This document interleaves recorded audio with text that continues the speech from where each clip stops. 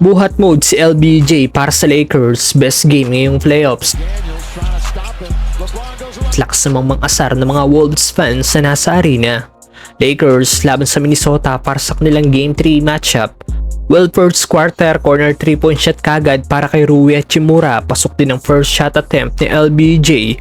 Nakuha kagad ng Wolves ang lead matapos atakihin ni Randle ang depensa ni Jackson Hayes. Nakapuntos na rin si Anthony Edwards. Umabot na sa 8 points ang lamang ng Wolves after ng 11-0 run na ginawa nila.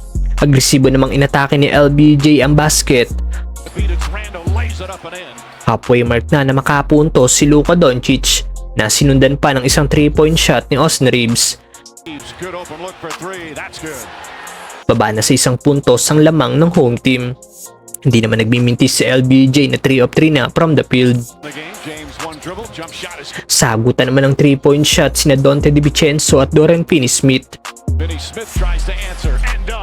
Napa-time out na ang Lakers matapos bumalik na sa 8 points ang lamang ng Minnesota. Pero bilis pinababa ito ng Lakers sa 3 points mula sa 3-point shot ni Austin Reeves at dunk ni Jared Vanderbilt. Pero nagtapos pa rin ang first quarter 6 points ang lamang ng Minnesota.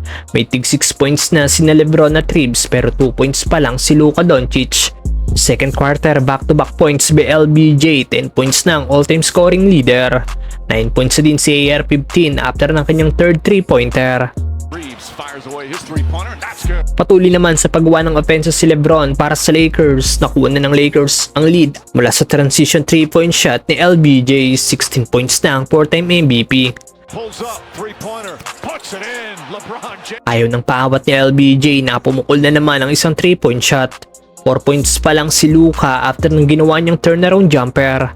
Nakatabla na ang Wolves mula sa 3-point shot ni Anthony Edwards. 14 points na si AR-15 after ng kanyang 4th 3-pointer.